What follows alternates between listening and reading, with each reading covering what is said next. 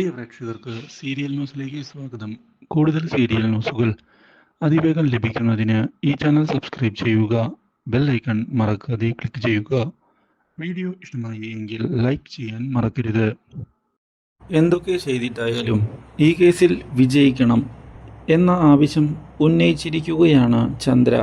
ഇതോടെ ഞാൻ ജയിക്കുക തന്നെ ചെയ്യും, അവളെ തോൽപ്പിക്കുന്നതിന് വേണ്ടി ഏതറ്റം വരെയും പോകാനും തയ്യാറാകും, ഈ ഒരു ഉറപ്പ് നൽകിക്കൊണ്ട് മുന്നിലേക്ക് പോവുകയാണ് ഇപ്പോൾ വിജയ് ശങ്കർ.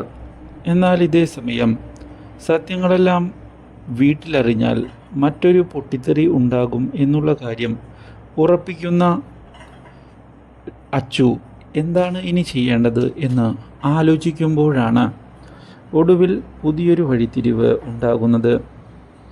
സത്യങ്ങൾ പുറത്തു വരികയാണ്. എങ്ങനെയാണ് കാര്യങ്ങൾ മുന്നിലേക്ക് കൊണ്ടുപോകേണ്ടത് എന്ന ചോദ്യം ബാക്കിയാകുമ്പോഴാണ് എല്ലാവരും സത്യങ്ങൾ അറിയുന്നത്. അച്ചുവും രുക്കുവും പ്രണയത്തിലാണ്. ഈ കാര്യം അറിയുന്ന സഹോദരന്മാർ സമ്മതിക്കില്ല. ഈ വിവാഹം നടത്താൻ എന്തൊക്കെ സംഭവിച്ചാലും ഞങ്ങൾ സമ്മതിക്കില്ല, അത് ഉറപ്പ് തന്നെയാണ്.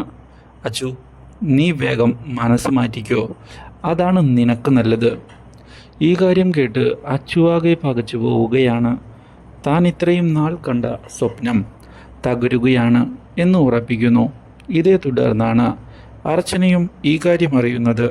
ഇതോടെ അർച്ചന കാര്യങ്ങൾ സംസാരിക്കാൻ മുന്നിലേക്ക് കടന്ന് വരികയും ചെയ്യുന്നു.